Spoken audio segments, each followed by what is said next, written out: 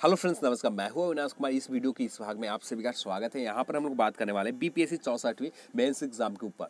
आपकी रणनीति, आपकी स्ट्रैटेजी क्या होना चाहिए मेंस एग्जाम में, इसके ऊपर हम लोग बात करने वाले हैं। यहाँ पर कुछ वीडियो में डिवाइडेड किया गया, तो यहाँ पर कुछ वीडियो लगातार आपको कंटिन्यू मिलते जाएंगे। तो फर्स्ट पार्ट है, यहाँ पर फर्स्ट पार्ट में आपको बेसिक चीज़ें जानने वाले हैं। तो चलिए इस पर बात करते हैं। फर्स्ट काम, आपको एग्ज़ाम में आपको स्टार्ट करने से पहले, सिलेबस के कवर करने से पहले आपका फर्स्ट काम जो होना चाहिए, previous year paper. Previous year paper आपको बहुत अच्छा रोल निभाने वाला है आपके एग्जाम की तैयारी में, सिलेबस की तैयारी में। आपके पास समय कम से कम बात की जाए तो 6 मंथ है। अब 6 मंथ में आप बहुत समय, काफ़ी समय, फिर भी सिलेबस इतना बहुत ज़्यादा है कि आप कवर नहीं कर पाएंगे।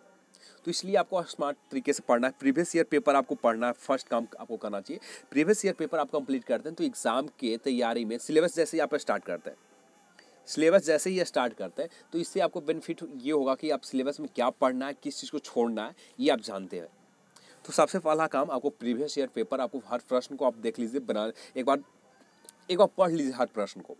जैसे आप सिलेबस से स्टार्ट करते हैं, सेकंड काम आपका है सिलेबस से स्टार्ट करना। आपको कुछ मंथ आपको टारगेट ले लीजिए कि इतने मंथ में आपको कंप्लीट करना है। तो सिलेबस का एक टारगेट बना लीजिए सिलेबस के कंप्लीट करने का। तो सिलेबस में आपको, आप सभी लोग बीपीएससी के ऑफिशियल वेबसाइट पर सिलेबस मिल जाएगा, और इसका कोशिश करूँगा पीडीएफ का लिंक मैं डिस्क्रिप्शन बॉक्स में डाल दूँ, और नहीं तो जो टेलीग्राम चैनल है वहाँ पर भी आपको उपलब्ध है बीपीएससी 64वीं का जो नया सिलेबस है वो अपलोड है, वहाँ पर भी आप डाउनलोड करके टेलीग्राम चैनल पर कर सकते हैं। तो सेकंड काम है आपका सिलेबस करना। तो सिलेबस इस तरह से करें कि आपको दोबारा रिवाइज नहीं करना पड़े। आप कंप्लीट एक सब्जेक्ट ही लें, एक सब्जेक्ट लें या कुछ टॉपिक्स लें, सारा नहीं लेना है, कुछ टॉपिक्स लेते हैं या एक सब्जेक्ट पूरा लेते हैं। आप उसी अकॉर्डिंग एक बार में इतना कंप्लीट करें कि 1 से 2 ईयर आपको रिवाइज करने की ज़रूरत ना पड़े। क्योंकि आपके पास समय उतना नहीं रहता है कि आप उस चीज़ को रिवाइज कर पाए। रिवीजन करना बहुत टफ काम होता है, क्योंकि सिलेबस आपका बहुत मोटा होता है, बहुत ज़्यादा सिलेबस में पेजेस होते हैं आपके बुक्स में। आपको उसको रिवीजन करना बहुत टफ काम होता है। और साथ में आप यहाँ पर जो टॉपिक में कन्फ्यूजन बरकरार रहा है, पूरे दिन दे दिया आप समय, फिर भी उस टॉपिक्स में कन्फ्यूजन है, उसे क्विक नोट्स के तौर पर आप एक तैयार करते रहे।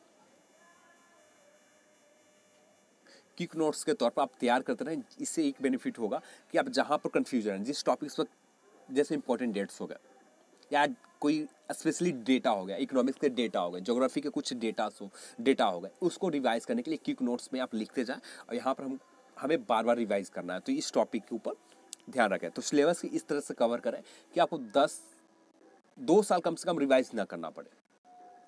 हर टॉपिक्स के ऊपर बहुत ज़्यादा समय दें।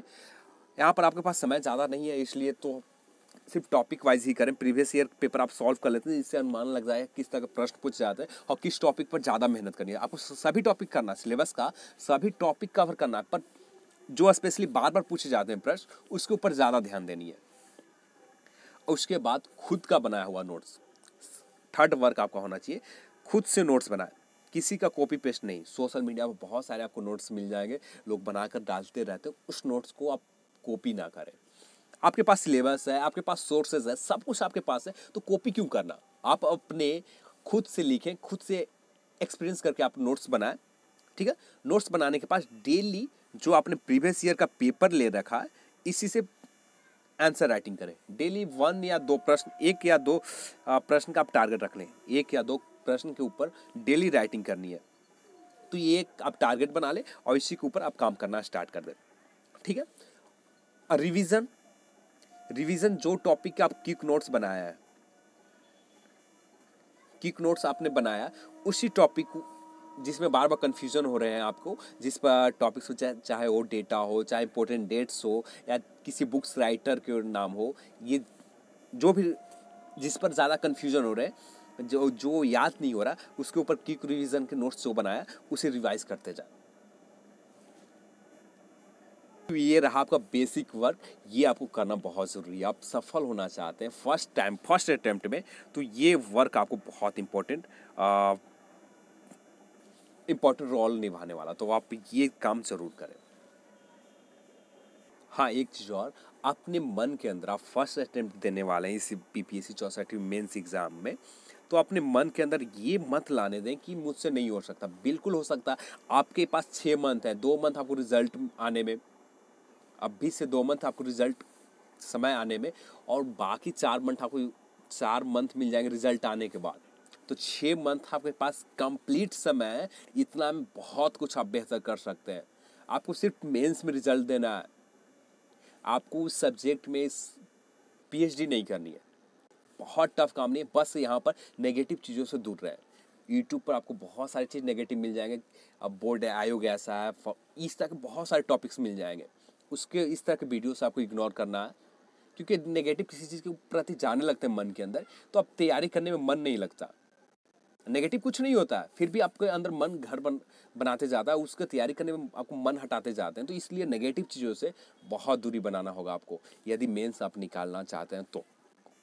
अब आप बात करते हैं हिंदी के ऊपर। ये कुछ बेसिक बातें थे, अब हम लोग बात कर लेते हैं हिंदी के ऊपर। और ऐसे ही कुछ 3 से 4 नहीं 2 से 3 वीडियो और होंगे जिसमें मेंस के ऊपर कंप्लीट डिटेल हम लोग बात करेंगे। सेकंड वीडियो आपको जीएस पेपर 1 पर होगा, और थर्ड वीडियो जीएस पेपर 2, और उसके बाद ऑप्शनल सब्जेक्ट के ऊपर जैसे कुछ स्पेशल सब्जेक्ट मिलते हैं, तो स्पेशली 2-3 वीडियो मेंस के ऊपर जो ज़्यादा फेमस टॉपिक्स है, जो ऑप्शनल सब्जेक्ट है, उसके ऊपर हम लोग बात करेंगे।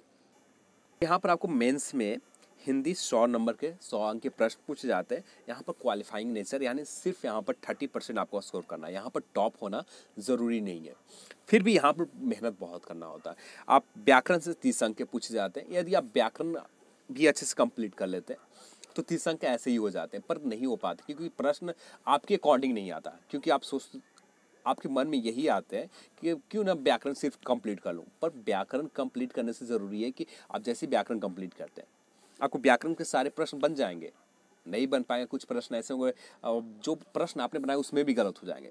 तो इसलिए सारे टॉपिक्स के ऊपर आपको कवर करनी होगी। जैसे आप व्याकरण पर 30 अंक है, निबंध के ऊपर भी आपको कुछ प्रैक्टिस करना होगा, उससे बार बार रिवीजन करना होगा निबंध के ऊपर। निबंध यहाँ पर 30 अंक है, और वाक्य विन्यास 25 अंक का है, और संक्षेपण से 15 अंक के पूछे जाएंगे। तो यहाँ पर आपको मेहनत करने होंगे। व्याकरण के लिए कोई भी अच्छा पब्लिकेशन का आप बुक ले लें, और निबंध आपको कुछ टॉपिक्स जो इम्पोर्टेंट टॉपिक्स है, जो कुछ फेस्टिवल के ऊपर, और जैसे आपका एग्ज़ाम यदि अगस्त में होते हैं तो उसी के कुछ त्यौहार भी आप फेस्टिवल ले लें जो नज़दीक में फेस्टिवल गुजरने वाला है। यहाँ पर फेमस टॉपिक अभी स्मार्टफोन चल रहे हैं। साइंस पर आपको निबंध लिखना चाहिए। इस कुछ जो ज़्यादा टॉपिक्स फेमस है, ट्रेडिंग टॉपिक्स है, उस टॉपिक्स को एक कलेक्ट करें और उस पर ज़्यादा से ज़्यादा बार प्रैक्टिस करते रहें बस। तो यहाँ पर आपको कुछ काम बस यही करना, ज़्यादा आपको मेहनत हिंदी पर तो करना होगा मेहनत, क्योंकि आपको यहाँ पर 30 अंक लाना ज़रूरी है। जितना कहना आसान है कि 30 अंक ला देंगे, पर नहीं हो पाता, मुश्किल है, क्योंकि 30 अंक आपके व्याकरण आप जो पढ़ कर गए वही प्रश्न आपसे नहीं पूछे जाएंगे। कुछ प्रश्न आपको 25 प्रश्न तो आप आसानी से बना देंगे, 5 प्रश्न नहीं बन पाएंगे। इसलिए तो आपको कंप्लीट हर स्लेब टॉपिक्स के ऊपर आपको प्रैक्टिस करके जाना होगा चाहिए। चलिए, तो आज की वीडियो में बस है। इस वीडियो को देखने के लिए, और नेक्स्ट वीडियो आपको बहुत जल्द मिल जाएगा। कल उम्मीद है कि कल ही मिल जाएंगे जीएस पेपर 1 पर, और जीएस पेपर 2 102 दिन अंतराल में मिल जाएंगे।